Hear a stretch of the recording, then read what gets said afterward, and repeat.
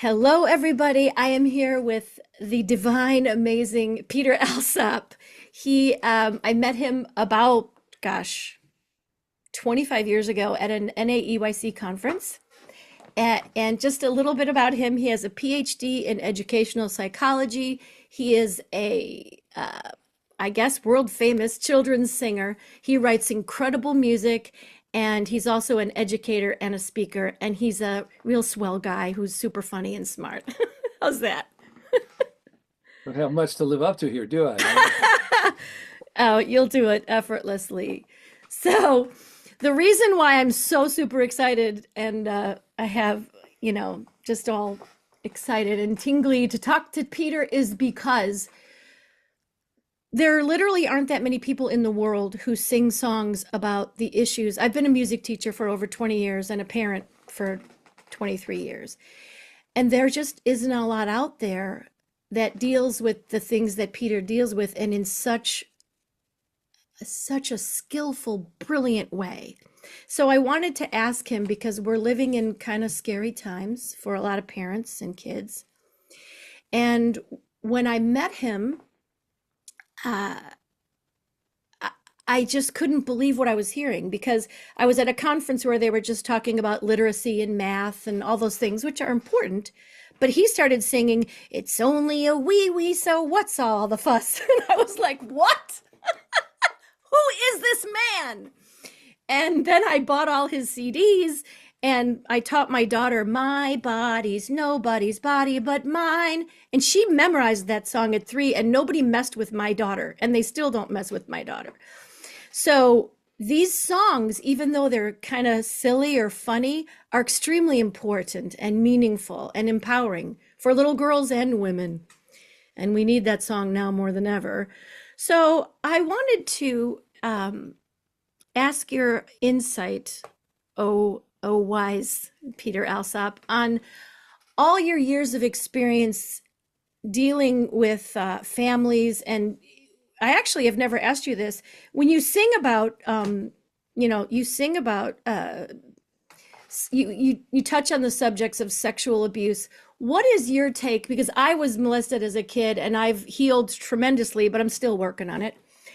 For what is the best way for parents to help and for kids or for adults who've experienced it to heal the shame of it? And do you think that we have to forgive the perpetrator? There's a juicy question. What's the best way to heal from it? There's a really huge question. In your experience, what have you seen? Well, there's lots that's to unpack there, isn't there? Um, Hmm.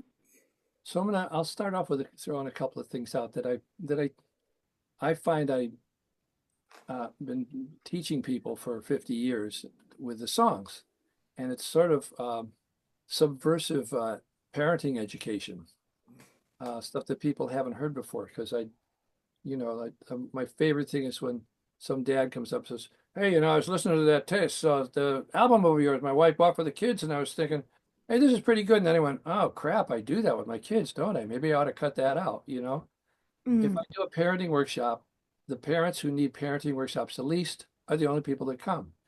mm, mm, Parents that really need it don't go to parenting workshops. mhm, mhm, So, I mean, we all can use little tips. And I don't ever tell anyone what to do because they don't know what you should do.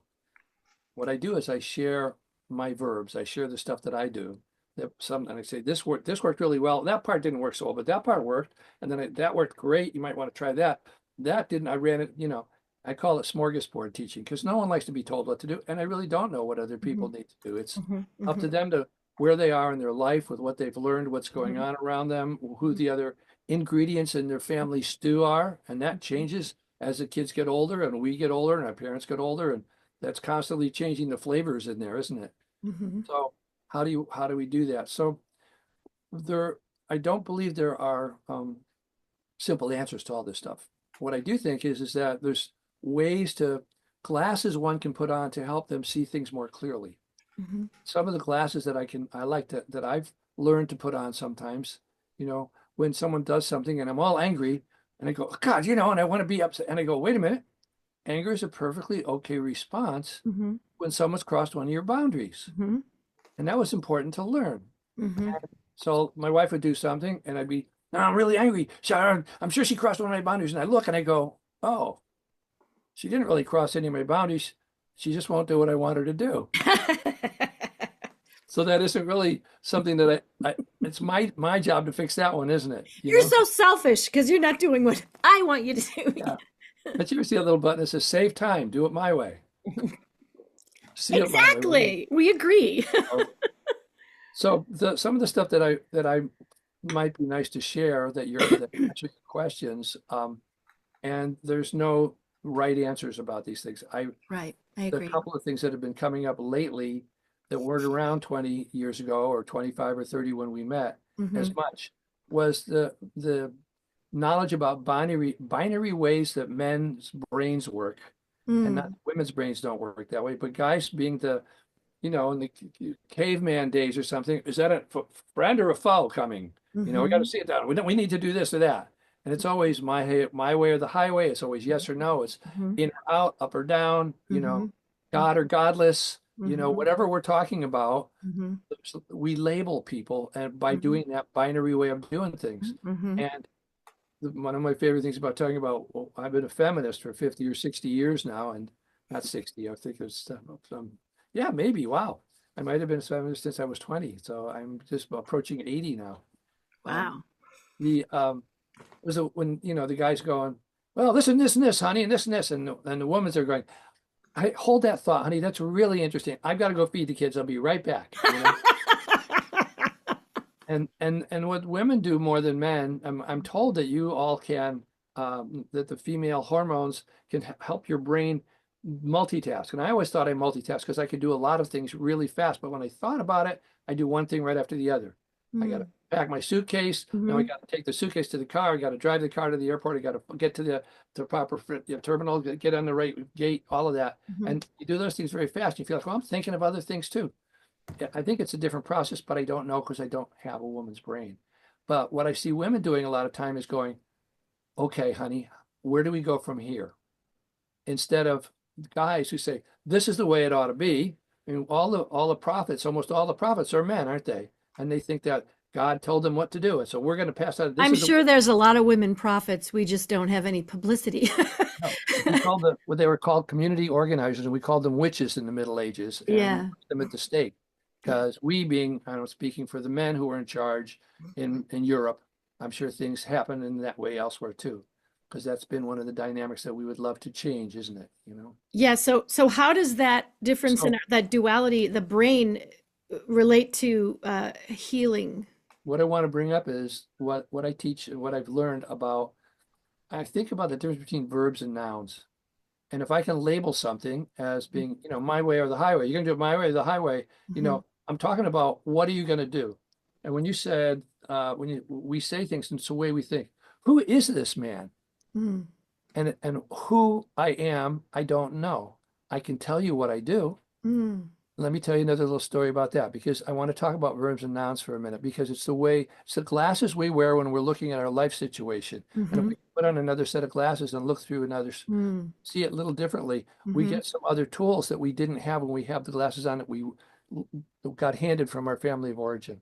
Okay. Mm. Mm. Or from our school system, or from our college, or from the place of work when we get older, Our or from our culture. partner who we really want them to love us, so we'll see it their way all the time whether Mm. you're a man or a woman or somewhere in that line of different sexual orientations and identifications that Hmm. we've been having struggling with now with the Trump administration pulling the DEI out stuff. And once again, the DEI, diversity, equity, inclusion, all really important, but Hmm. it's the way people do it. And we have some people come into our theater and just be strong-handed about it and just say, you people have just got to shut up and listen to us black people because you're and we're going, well, wait a minute. We were in a white community. We've been working for years trying to entice black people to come out and do theater with us, but it's hard to got to bus them when you try to approach them through churches. So we're kind of allies, but why are you treating us like this? Mm. It's how they were doing it that became a problem, and Mm. that's something you can discuss. And the model I use for that is when I talk about a spoiled child. A Mm. lot of people say, "Oh yeah, no, I know what a spoiled child is," and I say, "Well, I can't use that language." Mhm. Because when I think of a spoiled child, what do you do with meat when it spoils? And they say, Throw it away. hey, and we would like to do that with some of these little buggers because they're so difficult. However, if you're a human service professional or a parent, you can't do that. So tell me what the kid is doing that's achieving them that label of being a spoiled child. I Mhm. might be able to make some suggestions and help them figure out some other ways to do that, how they do it, the verb, so they're not getting labeled and dismissed and canceled like that. Mhm. And so the verbs are very important because now we can talk about something.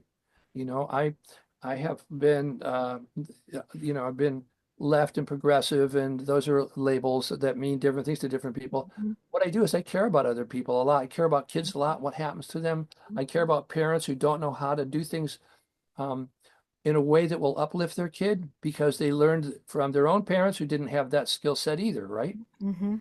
So how to so um, what's he going to say? I'm trying to think of which story to tell you. Um, okay, so like for instance, my daughter Willow in preschool smacked somebody, and I can. Mhm. And what can happen to me with that is I can get as a parent, I can be ashamed of Mhm. myself. My kid doing that? Did you get in your room right now? Or the teacher? We will not have that at our school. You Mhm. sit in the corner, put on the dunce cap. You know. Mhm.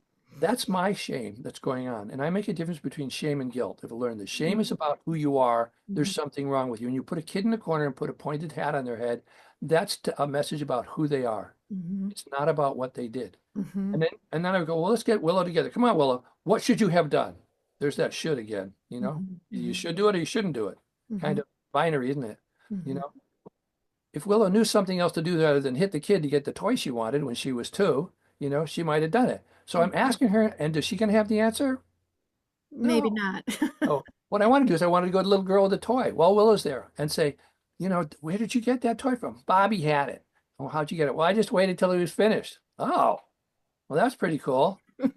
What if he didn't finish? Well, I would ask him if I could have it when he was done. Well, that's okay too. One time I did, and Bobby, because he always just plays with that toy all the time, and I want to play with it. Well, I brought him another toy, and I said, "Hey, look at this!" And he took Mm. the toy, and then I got the one I wanted to play with. Mm. Willow's listening to all of this, and she's building some skills about how to maybe do it in a different way without having to be shamed by what she Mhm. did, Mhm. because that's my shame. Generally, if someone passes shame onto you, it's something they're ashamed of. Mhm. No, I'm in this restaurant with my 2-year-old and sit him down in the tray, and they bring you do you have a high chair with it? And it always has a metal tray, and they always give a kid a spoon, and the kid's going wham wham wham wham, and all the other neighbors are going, God, those people don't know how to handle their children, do they? I Mhm. feel ashamed, and I yell at my kid. Mm. That's my shame that gets passed on. But Mhm. being guilty is different because guilty is about behaviors, Mhm. and there are things I've done that I feel guilty about. Mhm. Like when I sit down in front of the television with a channel changer and a spoon and a half-gallon of Haagen-Dazs coffee ice cream. And then all of a sudden it's not there anymore. I just figured, well, it's like drinking 2 big coffees, kind of, isn't it? You know? And the problem with that is? Yeah, exactly. There's nothing, it's not right or wrong. The thing is, I don't feel like that was healthy for me to eat all that sugar at one Yeah. time. And I Right. can tell the reaction because I'm paying attention to how I feel and Mhm. what I'm doing, and whether I want Mhm. to fall asleep immediately in the middle of a conversation with my wife or something, is because I'm just having a sugar crash. Mhm. And so it's not that I have to beat myself up about it, Mhm. but if I don't hold on to that feeling, feel guilty sometime, next time I'm in the store and I have $15 to buy the Haagen-Dazs and the Toll House cookies, I go, you know what? I remember how I felt last time, and that wasn't a pleasant feeling. Maybe I'll do it next month. I'll just put it off for a month. It's Mhm. probably okay to do that once a month, and probably I could get just a pint and do that. And I Mhm. could just eat half the pint and the other half later on in the week. I mean, this is all internal stuff that's going on, but it's about how I do my life, how I'm treating myself. And Mhm. so I think it's okay to have some painful feeling. Guilt is a painful feeling. So is shame, but shame's about who you are. So I do not accept shame messages about myself anymore. Mhm. One time I have a song called Don't Put Your Hand in My Pants Just Because We're in Love. Oh, I love that song. It's about setting boundaries, isn't it? Mhm.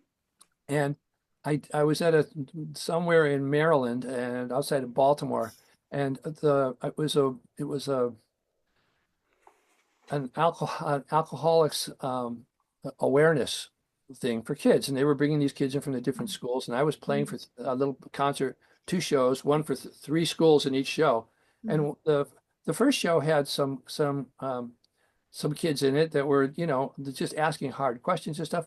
But I don't think it's just alcoholism isn't just one thing. Alcoholism is a label, isn't it? But Mhm. it's really about what's your behavior. It's called medicating behaviors. Can you Mhm. medicate with alcohol if you're feeling scared or angry or sad, painful feelings? Sure you can, Mhm. But can you also do it with food?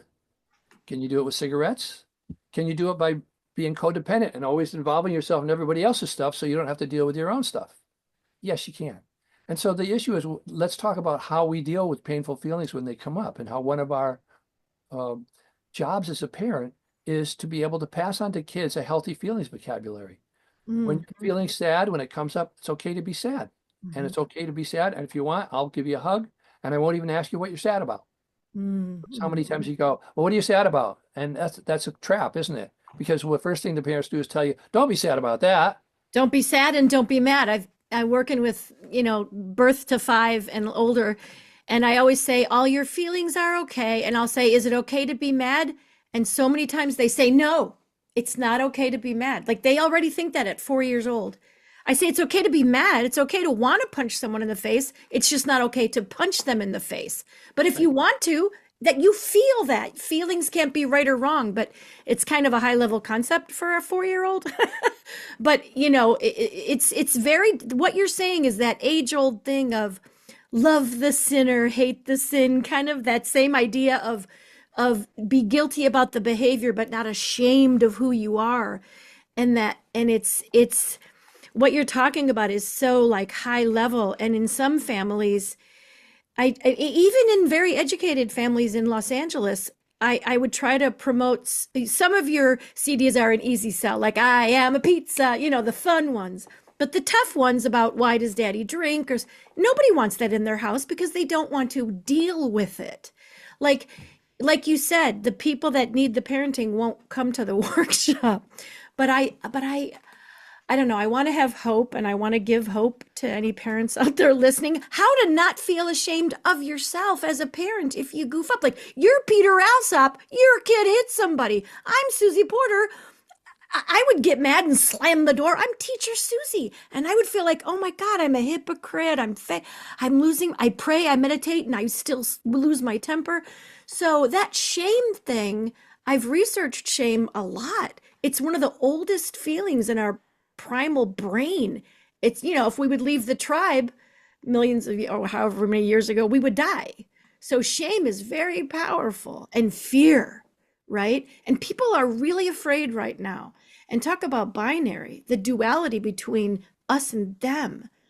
Like, I know that, you're not like the Dalai Lama or Yoda, but I do look up to you as a very wise person who's been around a long time. I mean, I was born in 1960, so I lived through the 60s, and I miss the peace and love. I miss that. And so, I was researching a little about the Will Geer that Woody Guthrie stayed there, and so you've always been part of this peace and love and activism. What can you tell us to give us hope for, like, if our kids are trans, or if, I guess I don't expect you to give us a magic pill, but how do you stay hopeful? And how do you help if a parent comes to you and says, I'm really scared, my kid is trans and I'm afraid for them to leave the house. Really good question. And I'm not going to talk about it yet because Mm-hmm. I'm not finished. There's a bunch of things that just happened. You talked about shame and how it's there and everything.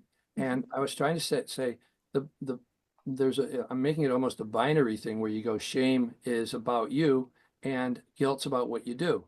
And so Mm-hmm. I'm not going to deal with that part of the shame thing, but there's a whole range of guilt things, like Haagen-Dazs isn't guilty like it is if I push some kid in front of a car and he got killed. That's a whole Mm-hmm. other guilt thing, isn't it? Am I ashamed of myself for doing that? Well, it was an accident, kind of. And how many times have we talked to a friend or a relative who are beating themselves up for something that they did, and Mm-hmm. that they're doing a shame beating up. I'm no good. I did that, and Mm-hmm. we're going. It was an accident. You're 4 years old. You didn't know any better. You didn't know how to do that. Mm-hmm. So what you did was not okay. But what are some of the other things that we could have done, as I was trying to show you with that? But then you said, oh, there's shame and there's fear. Well, fear is not, for me, in the same category. Shame is about something that gets handed to people because I'm feeling ashamed of myself. And Hmm. there's no way you can, if you're busy being ashamed of yourself, if you don't get some skills about how to let go of that, and we'll talk about forgiveness in a second, but if you don't let go of that, then you're stuck in that. Now, how in the world are you going to help a kid? So you are going to feel like, oh, it's not okay to put, it's okay to think about punching someone in the face. And I'm going, yeah, you might think about that, but what, how do we help the teachers, the other Susie teachers and Susie parents? How do we help them come up with something so that they can talk to their kid about what do you do when you're mad? Well, is you just say, well, it's okay to be mad. It's not, it feels crappy. You guys use alcohol, you use other stuff, you talk, you drive cars, you just get away on a vacation, you call a friend. What do I do? I'm 4 years old. You know, we need to give them some stuff to do. I And give so, him the Mr. Rogers song. What do you do with the mad that you feel when you feel so mad? Give him well, all the that's things to do. right. That's one of the things. And when I started off talking about smorgasbord teaching, what I would do if you're ever in that situation, including with yourself when you're alone, is Mm, put out as many things on the smorgasbord as you can think of and mm, gather those tools in your toolbox. So mm, it's not just, you don't have the Mr. Rogers songs there. You can maybe sing it if you knew it. Maybe mhm, there's something else. How about a bataka bat where you go and you just take a pillow and you beat the pillow with your bataka bat and you yell at the pillow. Is it mhm, okay to say bad words? Well, not good to practice those because sometimes you might say them when you're going to get in trouble. And I care about you and I don't want you to get in trouble. I don't mind hearing bad words. It's just not the way we're supposed to talk when we're four. We're not even supposed to talk that way when we're older because because we're angry. But sometimes if you're all alone, you can say whatever you want, as far as I'm concerned. But when you're there with other people, there's part of that is being, how do you take care of that? Do you express your anger by punching someone else in the face or by beating them with the bataka bat? No. How about just scribbling a picture? How about just scribbling a paper and throwing it? How about some of the physical things that kids need that we can provide them that could be in our toolbox when we're in that situation? So we don't let kids stay stuck in being mad because they can't tell you how many kids, because where they go with that is, I'm just a bad kid. and they will be depressed when I totally believe that depression will come from all that anger stuck inside you. I think that's what happened in my life, and I think that's really important to give kids a healthy way to express anger and then move through it. Yes, move through it. at at their time. Right, Because what parents do is, I can't deal with this, or grown-ups in right. the workplace or anything. So I need, when in therapy, I talk about the Kleenex people. And I'm crying about something, and my therapist offers me a Kleenex box, and I go, oh, I wish you wouldn't do that because you said this was a safe place, and now I'm crying. You're handing me the Kleenex because I think you're uncomfortable and you want me to stop crying, but I'm paying you a lot of money to cry here. Whatever's going on. You understand how handling that's my issue if I'm handing someone a Kleenex, isn't it? I can let them know at the beginning of the sessions, if you want to cry, there's Kleenex. I'm here. You cry all you want if you want Yeah, to, because yeah. this is a safe place to do that. How do I make it a safe place? I make it a safe place by making sure that I have a lot of sadness in me about a lot of things, Mhm. but other people have their sadness. And if I'm not going to be able to create a safe place if mine pops up so frequently that I don't have that skill in my feelings vocabulary to go, that's my sadness. This is their sadness. I'm making a place for them right now. Mhm. Same thing with being angry. Mhm. And I'm angry too. A lot. There was something in Scientology when I looked at that once. There's a Scientology center in Los Angeles, and they were letting people do concerts. I know nothing about Scientology. I went in there and I saw all this stuff, and someone said, there were these pictures of anger and stuff. And I said, what's all that? And they said, well, if somebody's this angry, what you do is you come back and you say, well, yeah, I guess you, I'm this angry. And that makes them come down to your level. And you go, well, and then I was this angry, and I was this angry. And it feels like a real technique. But you know what? Mm. I feel like I'm being manipulated by somebody when people do that. Mm. Trying to maneuver you Mm. instead of helping you just do it yourself. That's why I said As if you should be brought down, as if that level abs- of anger is that's my bad and agenda. wrong. That's my agenda because I'm uncomfortable Yeah. feeling sad, I feel scared, ashamed about my own emotions. So, not necessarily shamed. What I'm saying is that I might be ashamed. And different people have different things. That's what I'm saying. A lot of this is just putting on the glasses to try to see things clearly. So when you said shame and fear right together as being the same thing, happy, sad, scared, and angry are really the basic four feelings that we deal. mm. And happy isn't usually painful, but boy, sad, scared, and angry can be very painful. And Mhm. it's real, real human of us to when we have those feelings to try to get them to stop. So we find something to medicate them. Hmm. Here, take my iPhone. You play with that. You're 2 years old, but I'm busy talking and I don't know what God, else to do with you. it drives Well, me. That's a pet peeve. I don't know if that's, but you get my point is Yeah, it drives I'm me crazy. uncomfortable. I don't know how else to deal with it. I Hmm. got spanked as a child. Okay. And I've told people, I took that John Brown belt my father used to spank through. They put it over on the shelf. And I said, and I raised 2 daughters and a stepson. And do you think there were times when I said, I'm not going to hit him. If I'm hitting him, it means I just don't know what else to do. I only have one tool in my toolbox, and that tool will get used if I don't be responsible as a parent for coming up with some other tools. And do you think that, and I'd ask my audiences, do you think I'd look longingly at the strap sometimes over there on the shelf where I put it? And everybody laughs and goes, yeah, I'm sure you did. I go, no, yes, I did. But the point is, just like the little kid who you said, it's not okay to do that. I don't want to teach them that it's okay to use violence to solve a problem. Get the kid to stop what they're doing if I beat them enough. But boy, is there ramifications from that? There sure are. And that's not something I want to do. So what I suggest for you and for anybody else is that um, pay attention to whether it's shame or guilt that's going on, because that's part of how we build our own feeling vocabulary. If there's something that we did that we feel guilty about it, I can do something about it. What can I do?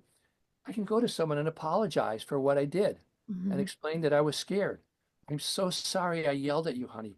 You're 3 years old, but I was so frightened because the cars can't see you and you ran out in the road and I yelled at you and I shook you. I'm so sorry I did that. And what else? I have homework. What else can I do besides doing that next time? Because I feel guilty about doing that. It's okay for me to hold on to those feelings. So next time, so I have some passion about trying to find something else to put in my toolbox. Next time my kid gets close to the traffic, I got to pay closer attention. Am I feeling ashamed of myself for not paying closer attention? I'm supposed to be watching the kid, and I was in a conversation, and all I need to do is come home with my kid's dead body and show my wife that I was blabbing with somebody. I don't want that to happen. Mm-mm. And if I don't have some of those feelings, those painful feelings, I won't have the motivation to try to come up with something else by talking to Susie Porter or listening to Peter Alsop, maybe, or talking to my friend, or if it happens to be someone you trust in the church. Sometimes there's people that have answers that are wonderful, and sometimes those same people are conflating with if you just love God and everything will be okay. And I think we all know that that doesn't make it okay. We all have challenges. Yeah, Well, I'm not saying that I don't, it's not my job to tell someone else how to have religion in their life. yeah. I believe that And so I we just laughed because that's a whole nother yeah, talk. it is. It is. So, but my point is that we have some proactiveness that we can do as parents Hmm. and as people, because wouldn't make sense for me to send a woman into a classroom to teach the kids Spanish if she didn't speak Spanish. Wouldn't make much sense, would it? So No, how in the world am I going to be able to help my kids or other people that I love right. find balance in their life if I haven't done the work myself? Yes, exactly. So that's the stuff that I'm looking at, the little things that come up like the guilt and shame. So I brought that up. I'm talking about does the verbs thing that I'm talking about that um, I know I was going to tell you. I was when I was talking about being progressive and stuff. I had hair down to my waist. I was doing, and I don't know. This might have been when you saw me. I usually wear Crocs. I had purple Crocs and and a Your hair guitar. wasn't down to your waist, but it was Oh definitely yeah, brown and longer. yeah. And I'm doing things for the military folks. I can see them sitting out there at the tables in front of me, and and that's why I don't tell anyone what to do because no one likes to be told what to do. My dad had one Right. of his fingers, and I Yeah. said, and from Al-Anon, I might be right at assessing your problems and your things that you need to change, but the point is I can't do anything about it. All I can do is about what's my part of this because that's what I need Yes. to work on. Hmm. So I would well, oh, darn it, I've lost the story 2 times now. I was saying it was about the Crocs and how they smorgasbord and darn it all, it'll come back. These things are all tied in together. It was a oh, I know. I said, I bet you people I'll bet that you raise your hand if you think I'm a Republican. Because I don't know. And almost everybody raised their hands. A lot of people said, I said, but you know what? That's a label, isn't it? Mm, Tell me what a Republican does. And one mm, guy said, well, I get up in the morning on Sunday and I go and I help feed the homeless people. I go, well, I would do that. Maybe I'm a Republican. What mm. do you do, sir? He says, well, I send money to Dick Cheney. I said, well, I don't do that. Uh, uh, but let's talk about why you do that. Why do you think that's a good idea? Maybe I'm missing something. Mm. Have a dialogue if we talk about verbs. that we can't have if you just dismiss someone because you've already labeled them or you've labeled yourself. I've Mm. had people say, I'm a Christian, I can't talk to you about this. You know, Mm. I majored in religion in college. And so when I learned things about the story about Moses and the bulrushes that's in the Bible, it came from an Assyrian tablet that was 1,000 years before the Bible was put together, you know. And is it okay with me if somebody really likes Moses and likes and thought, hey, that's a good story, let's put it on here because he's our leader? That's a pretty human thing to do, isn't it? You know, Mhm. doesn't mean that the story still doesn't have some worth for me. Mhm. But people say, well, that's in the Bible. That's true. Everything in the Bible is true. And I'm going, well, you know what? I think no matter what somebody feels, I could find something in the Bible that you wouldn't like and wouldn't agree with, you Mhm. know? Mhm. And you can do the same with me. So why are we trying to coerce people? Is it either one way or the other? Or is it possible that all these kind of things, which is the D, diversity, there it is. How about that? There's all these different ways that people love each other. There's all these different ways where people have different sexual orientations, how they see themselves. There's different sexual preferences. There's people that feel like they're a gender that they're attracted to. Doesn't mean you're gay or lesbian if you just want to be something else. And a lot of gay and lesbian community also do some binary stuff about seeing being butch or being femme, you know. And a lot of that, fortunately, is opening up because to allow for all the different kind of things and ways people are. Mhm. Like I'm able-bodied, and I've heard able-bodied people complain. Do you remember when they started doing it probably 30 years ago? They started digging up the street corners because people in wheelchairs would get down through a driveway and go down the street, but they couldn't get out of the street because when they got to the corner, there's no way to get up on the curve. Mhm. Mhm. And so what does it take? It takes a little more money. And if you can say, well, you know, all those disabled people, they ought to go somewhere else. You know, they ought to have a village just for them. Mhm. Sounds like what we're saying about the immigrants, doesn't it? Got to Mhm. learn to speak American, you know, or whatever. They're people. And part of the whole thing that when you mentioned about peace and love, if you Mhm. think about it, Susie, those are labels, aren't they? Because one person says, I'm just doing this because I love you, right? Have we Yeah. heard that Uh-huh. before? Mhm. And can we Mhm. believe that?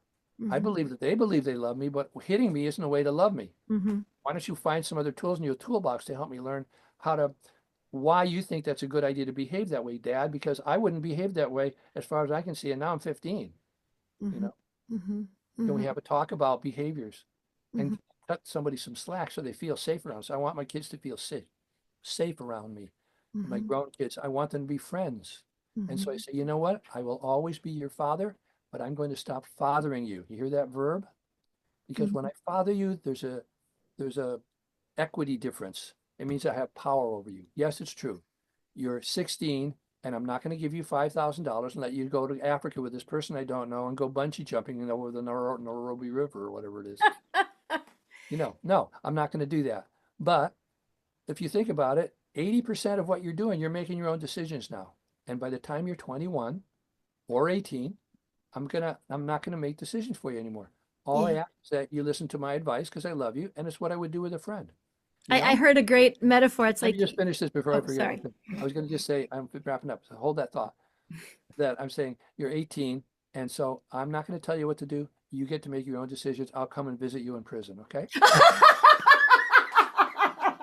Thank you. I just wanted to get the punchline in there. That's a What were good you saying? punch. That's But you get the idea. brilliant. Oh my God. I do. My kids are 23 and 20, so I'm right there. And I remember it was like around puberty, adolescence, somewhere in that in those messy years where they're, it's challenging because they stop worshiping you and looking at you like a god. And then all of a sudden you don't know anything. It's like you have to change. I heard this, I don't know the exact age, but you have to change from being a manager to being a consultant. And I thought that kind of made sense to me. Like I'm the consultant. Labels. How would you say that with verbs? Okay, I stopped from mothering them and always control and Mothering. having What does that control. mean, mothering, managing? What does that Like mean? I have control. I decide when they eat, what they wear, where they go, their social life. And now they decide who they're going to hang out with, even if, yeah, I mean, even if I do not want them to hang out with that person, I do not have control of that anymore. So I'm a consultant. If they ask me, should I hang out with this person? I will say, no.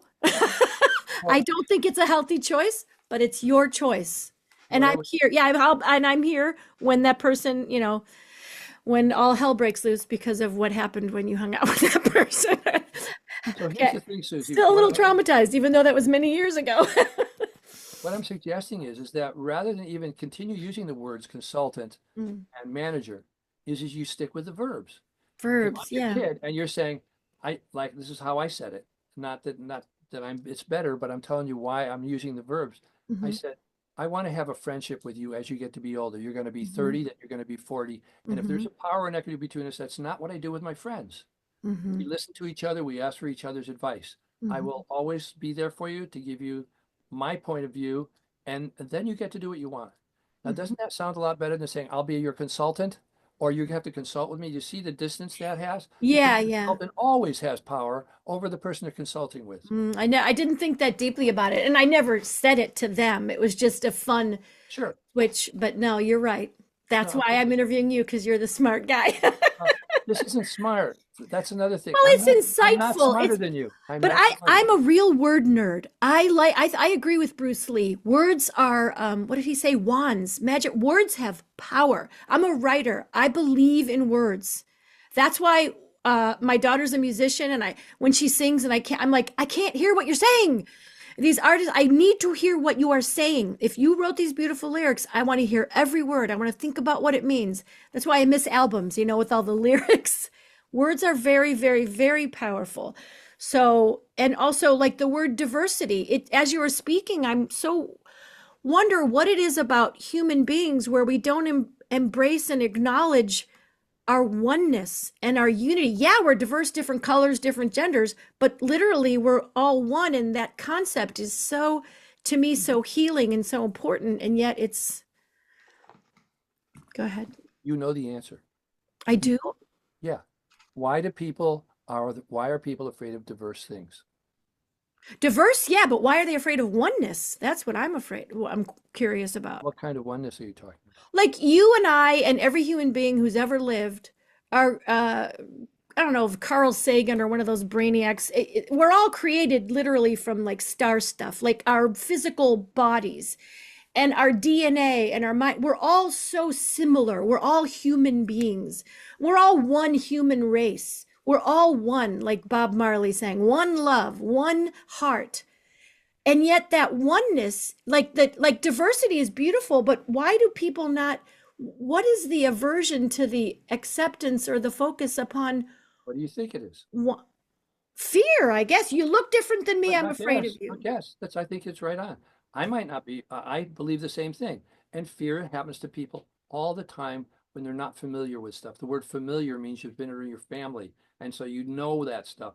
And so many times my husband's beating me or my wife is being abusive to me, but I'm afraid of leaving this relationship because who am I without that person? Mm-hmm. Who am I? That's the question that people ask instead of what could I do? Because there's an Mm, answer to that. mm, mm, So once you realize it's very human to be afraid.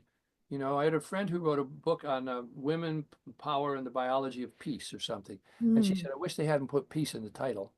And mm, and I said, "Why?" She said, "Well, humans are humans. We struggle, we argue, we do stupid things, we do selfish things, all depending on where we are and what's going on around us. We mm-hmm, behave that way, and mm-hmm, some of us are better at not doing those things than others, and some are worse at it, mm-hmm, at not doing those things."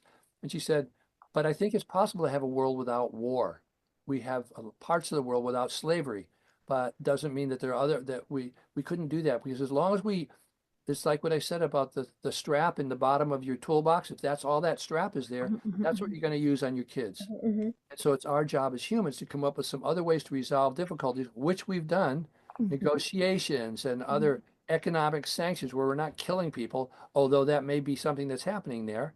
We put people in prison. That's not killing anybody, but the kind of prison stuff that we're hearing about now that's going on, that's been happening, the death penalty things that are going on, that are stuff that there's better ways to do it. Michael Moore, do you know who he is? Oh yeah, sure, sure. Yeah, he did something about all these wonderful things that other countries got from America that we don't do very well anymore. And Mm-hmm, he was in a prison in Sweden or something, and he's standing there with a guy while they're making dinner or something like that. One of the prisoners, he's alive, and he's got this big knife, and he says something. Michael says, "What's your invoice?" The guy goes, "Murder," and Michael, because he's not going to murder anybody in well, prison, have is you he? ever have you ever been to Homeboy Industries or met I mean I've I've heard of talked it. yeah, I've talked to gang members who tattooed faces, and I'll be just chatting with them in the cafe, and they tell me how they were in prison for murder. But this I think he's a priest, but he's a really cool one.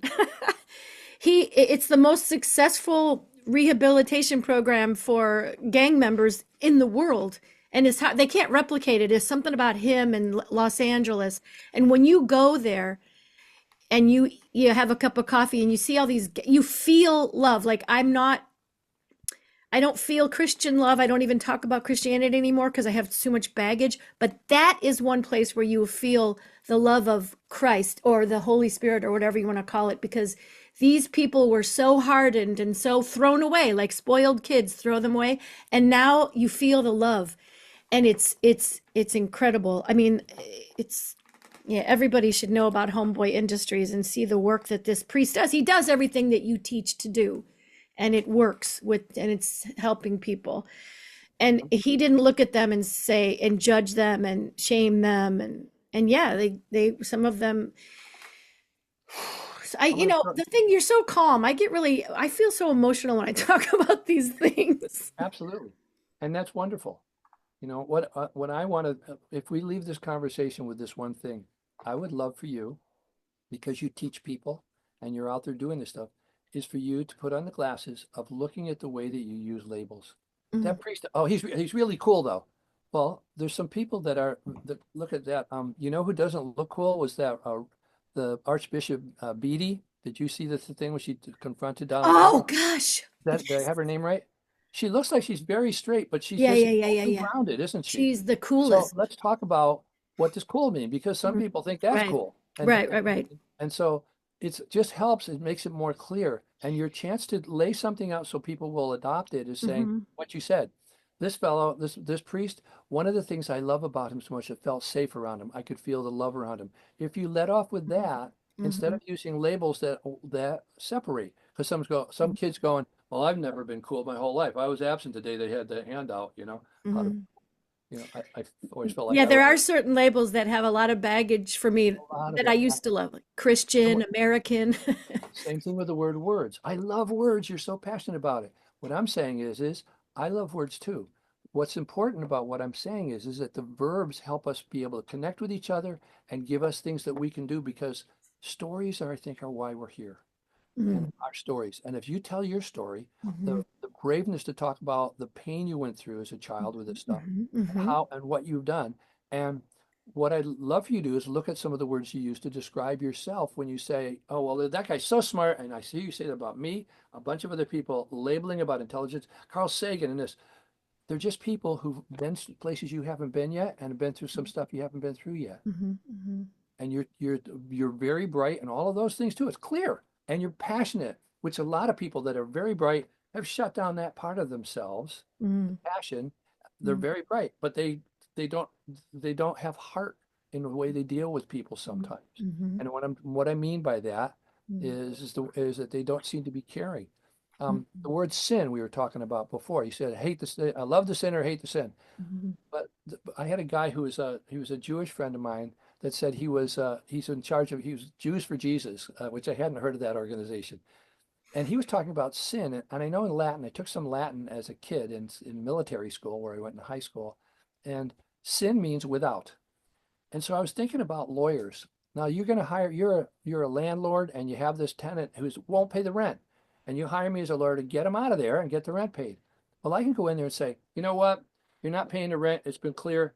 You're evicted. Here's your eviction papers. You have to be out by Thursday, Hmm. or the police are going to come and get you. And then I leave. Or I could be someone who comes in and says, I'm so sorry about this. I know it's tough. The landlord is going to need you to move out. But these are 6 places that I looked up for you that you might be able to take your family in the interim. And I also found a couple of websites where you might be able, they want some help. First, it's not great pay right off the back, but I know you've been having trouble getting a job. Uh-huh. I'm not doing that sinfully. I'm not doing it without. Sin means without God or some kind of sense of caring, some sort of heart in my life. I'm trying to help them. They're going to have to move because they're not playing by the rules of the game, and they're going to go. And I've got this job. This may not be the best job for me, but the way I'm doing it is with my heart too. Okay. And the person that just comes in with the eviction notice and says, boom, like who's that lawyer that Trump had that turned to get that was in that Michael did his 2 years in upstate or something. Yeah, yeah, yeah, You yeah. know, I mean, he actually turned around, I think, and everybody's saying, well, you can't trust him because you never trust him. But I give people a chance to learn. Do I want him to be my lawyer? I don't think so. No. But you get my point, is that you cut people some slack, but you can still Yeah, keep your boundaries up and take care yeah, of yourself so you're not yeah. putting yourself in a situation with somebody who's already proved untrustworthy in other arenas. That doesn't mean you can't believe anything they say. It means you just got to listen to it and see if it's helpful or not, and see if it helps you, and use your own measuring stick with that, and then proceed from there. So the thing about the way we use language is important. And so that there's the word sin used in another way that I had never really thought about. It's acting without some kind of a larger consciousness and caring about other people. All these people that are voting for Donald Trump right now, who does all these horrible things to women and does things he's racist. I mean, this isn't even a question about, I'm saying this because it's not like it's a discussion that nobody knows about. These are his behaviors, but they're Christians and they're going, what about all the people that talk about poverty in the Bible? Is that in your heart? What about doing to others as you would have them do unto you? You're going to tell me you're a Christian and you're doing this other stuff when this person doesn't care about anybody but himself? Or what his ratings are. So, is this political, or is this something that once you start understanding some of these things about caring for the children, how did Joe Biden, who I liked a whole lot, not care about these bombs that were killing these Palestinian kids just because, or Netanyahu? I don't think it's okay to do that. Mm-hmm. And I have a very dear rabbi friend. We used to talk about this, and he goes, "But what else are we going to do?" And I go, "That you know what that is? That's a cry from someone who opens his toolbox, doesn't have tools in there." Mm-hmm. I don't know, but Sheldon, I don't know what else to do. I don't have the answer to that. But what we can do is start looking for some other tools and other ways to do this than I what we're think Gandhi might have had an idea of what else to do. right. Organize. Yeah. Yeah, Okay. yeah, it's Is yeah. any of this is this helpful for you? I hope some of this stuff. Yeah, I mean, I'm just so emotional because I really to jump back to what you said about how I say that person is smart. Somehow I attract into my life wise older men, and you're like the fifth wise older man who has told me to stop um uh I'm not telling you what to qualifying do. or putting I'm putting you. myself down, or that I should just speak out, speak out. I'm not telling you to stop. I don't know that you heard that. What I'm Well, no, saying, it's what, I'm saying it's the most positive, affirming thing. Like my husband's grandfather, the last time I saw him, he was in his 90s, and he said, "Stop doing, just okay." You didn't say stop, but I get this feeling from wise people that you should just speak your wisdom and your truth without qualifying, and to rest and to be, what's the word? To trust your own wisdom without having to say, well, they're smart or they're, without comparing. well, that, yeah, but our culture is compare, compare, compare, Absolutely. And compare, do you love our compare. culture that much that you want to continue I doing do not know. One of my favorite life coaches, Martha Beck, says there's culture and there's nature. And I'm all going for the nature. Like Mary Oliver says, what does the soft body of your animal want to do? Like culture says, work your ass off till you die and make a bunch of money and put it in the bank, and my nature says, I just want to rest. I'm tired today. You know what I mean? So yeah, or nature and my heart. You know what? Why a lot of people, whether they're intellectual or whatever, turn their heart off? Because in my personal experience, I'm 64 years old. I usually don't talk about that, but it's really hard to feel feelings. And I don't think people talk about that enough. How, for me personally, it was excruciatingly difficult to feel all the feelings I needed to feel. And it didn't get easier. I think it's probably a little easier now because I've been feeling them for decades, but it hurts to hurt. right. And I don't like alcohol and drugs. Well, I did when I was 14, but since then I don't. And so it's not my solution, you know? So Mhm. feeling feelings is really hard, Peter. That's why people have sex, go shopping, watch TV, scroll, drink, do drugs, because it's hard. I mean, in my experience, it's difficult. It was difficult for me to feel all those feelings. Let's chunk it down though a little bit. The sad was real hard. Right. Remember what I said? happy, sad, scared, and Scared and angry. angry. Hmm. It's happy. You seem to do happy pretty well, I Laura. love happy. That's one of the feelings, isn't it? I What you're want talking, to be what you're happy. talking about, sad, scared, and angry, are the other Hmm. feelings. But most other things, all the feelings you can think of, will generally fall into one of those categories. Hmm. And you have two feelings at the same time. Can you be happy and angry at the same time? No, And you can't? I don't know. I can't. I don't know if I can be happy and angry. Well, I can be happy and sad. Let's see, my kid just left for college. Okay, bittersweet, happy, sad. Yeah, yeah, All I'm thinking, I'm angry and happy at the same yeah, time. yeah, You yeah, know, yeah. I've been trying to get rid of this car. Nobody wants it. And someone came and stole my catalytic converters. Oh no. And so I'm angry that they stole something from me, but now I don't have to, I can either get new catalytic converters from the insurance company and I don't have to worry about it. Or you see what I'm saying? I mean, I'm just coming up with stuff at the top of my head, but there's so many things. That's one of the things that I do with my sculpting. You know what? And I will get you one of my videotapes, which is called Get Real. It's done with Jerry Moe, who's Mm, been director of the children's program at the Betty Ford Center for years and years. mm, And it teaches something that we both have a similar teacher. We met through her, a woman named Sharon Wegscheider Cruz, mm, Sharon Cruz, and she worked with Virginia Satir, and she does sculpting with people. And we've taught this, Jerry and I mm, mm, taught it for years, which is how do you physicalize some of the stuff I'm talking about? mhm, Again, verbs. How would you show people these algorithms? And so I'll have people come up and I'll have four feelings stand behind them, and those are all mhm, their feelings. And they say, well, I'm feeling sad. And I go, well, wait a minute. And I'd have sad reach out and touch their shoulder. Say, is it okay mm, if I'm sad? Can you feel sad now? And they're going, yeah, I feel sad. And all of a sudden, feeling angry too. Wow. And that, mm, are you feeling happy? No, happy's just standing there in the wings. By physicalizing it, you get a chance to talk about some of these things. mhm, And I'm mhm, happy to give you that to look at so that you get some more of this stuff that might be useful because I didn't make all this up. A lot of this was people that came into my life because I tried to create that space where that would happen because I needed to know when I was struggling with something, you know? mhm, So again, I want to clarify the thing about telling you to stop. I'm not trying to tell you to stop. I'm saying if you can put on your inquisitive glasses, which means that has to do with the verbs and the stuff, and you look at mhm. comparison stuff, and what does that do? Because that looks right off the bat, it looks pretty binary. It's either they're good and I'm not good.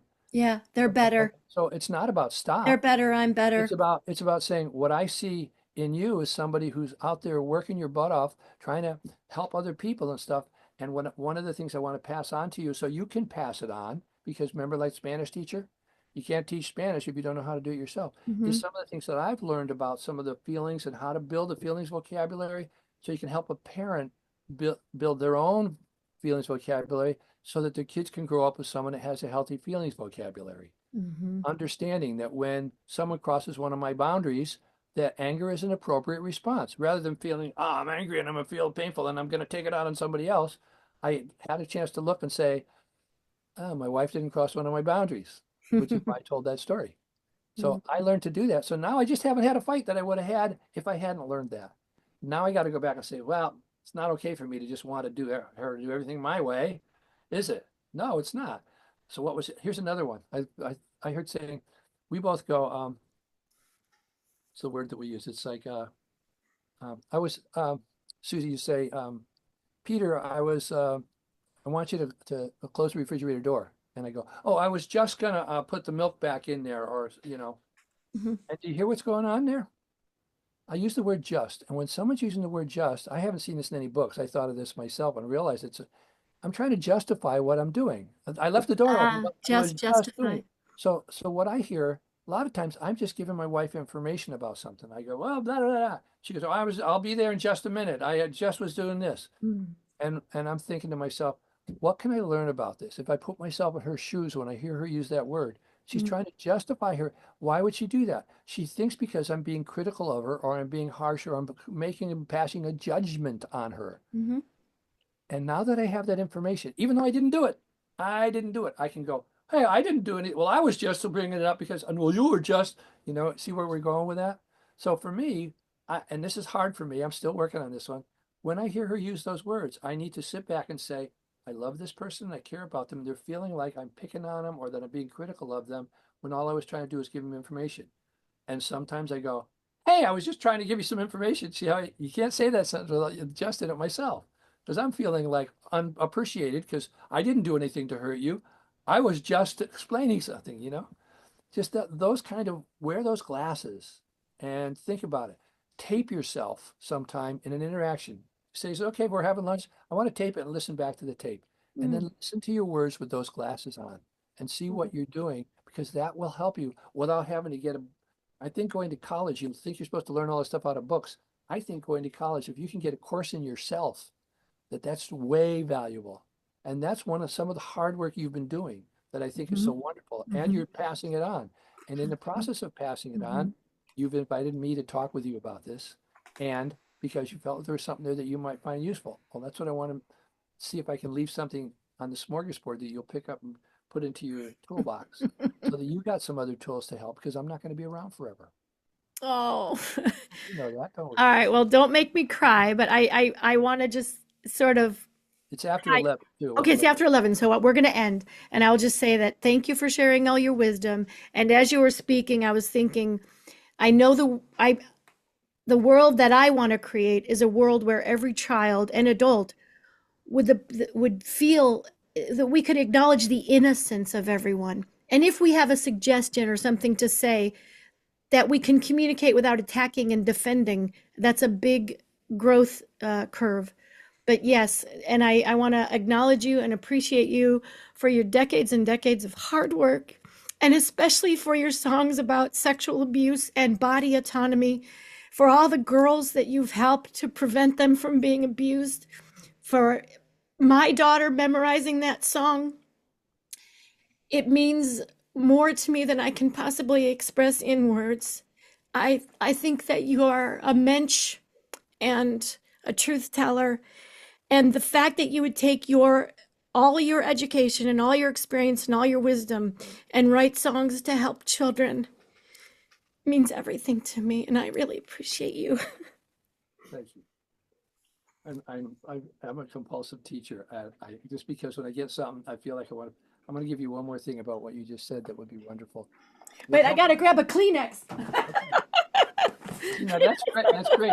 You're doing it yourself. That's Yes, I am. one of the things besides the verbs and nouns things that really helps me a lot, stay balanced, and be clear about stuff and give me ways to proceed when other people feel stuck. Uh-huh. Is also seeing the inner child in that. When I'm driving down the freeway and I was doing something and I'm drifting into another lane and some guy drives by and says, "Hey, kind of Yeah, thing," yeah. and I go, um, it does not bother me in the least. I apologize and I go, yes, I drifted into your lane. He was scared. And there's a 9-year-old driving that huge Ford 350 with the fuelies in the back. And I don't want to chase him Oh. and get mad and do all that stuff Yeah, yeah, because yeah. that's not going to help anybody. But when Right. I see the 9-year-old, and I've taught this to people at Fortune 500 companies. I was at ESSO of Canada one time, and I had everybody standing there with their hand on their heart. Mm. And the guy that had hired me was there, and I guess his boss walked in. I didn't know that. I'm on stage, and I said, "Can you feel your hearts beating?" These are all middle management for SO of Canada. Wow. Yeah. And I said, "You know what? If we started counting them when you were born until the time you died, there's a limited number of those beats that you have. And there's only one person right now who's in charge of how you're using up that time." Mm. And I heard about this afterwards from the guy that hired me. He said, my boss came in when you were doing that. And he said, "Who hired this guy? I don't want them thinking about that stuff. I need more productivity from them." Oh, wow. I don't know if Wow. the guy that hired me got in trouble, but I'm bringing that up because when in business, if you see the guy that's picking on you, your boss, and you can see the inner child, you realize that's his problem. I'm going to take a look at what he's saying that I'm doing that's not okay. But mostly when he's picking on me or he's doing something, sometimes you go, yeah, I have to pull my socks up in that area. I'm going to do that.